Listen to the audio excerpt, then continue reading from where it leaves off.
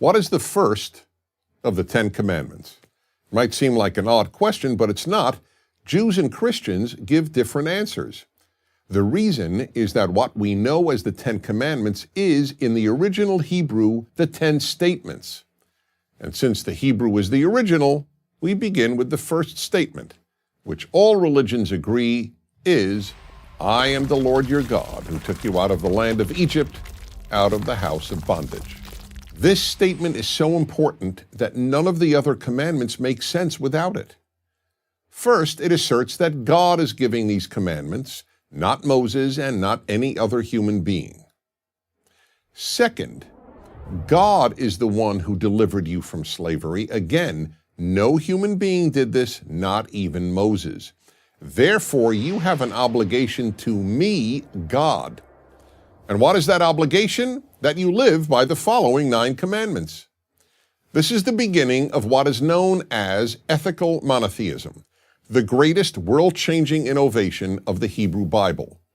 It means 2 things. Ethical monotheism means that the one God, that's monotheism, is the source of ethics, of morality.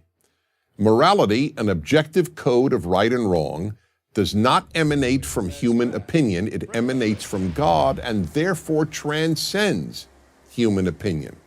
The other meaning of ethical monotheism is that what God most wants from us is that we treat other human beings morally. None of the 10 commandments concern what humans must do, quote unquote, for God. Pre-10 commandments religions all believe that people must do a lot for their gods. For example, feed them and even sacrifice people to them. But now, thanks to the 10 commandments, mankind learned that what God wants is that we be good to our fellow human beings. Even the commandments concerning not having false gods and not carrying God's name in vain are ultimately about morality. The thing we can do for God is to treat all his other children decently. Every parent can relate to this. Parents, or at least healthy parents, have indescribable joy when they see their children act lovingly toward one another, and indescribable pain when they see their children hurt one another. So too God, who is likened to our Father in heaven, cares most about how we treat other human beings, all of whom are his children. The third critical teaching of the first statement, I am the Lord your God who took you out of Egypt, out of the house of bondage, is the importance and the meaning of freedom. Note that God is not saying in this introduction to the 10 Commandments that he created the world. It surely would have made a lot of sense for God to introduce the 10 Commandments with this statement, I am the Lord your God who created the world. That is, after all, pretty impressive and would make sense. I created the world, you better listen to me. But no. The one thing God declares is that he took the children of Israel out of slavery and into freedom. That's how much God hates slavery and how important God considers freedom. The founders of America based their entire view of America on this belief that God wants us to be free.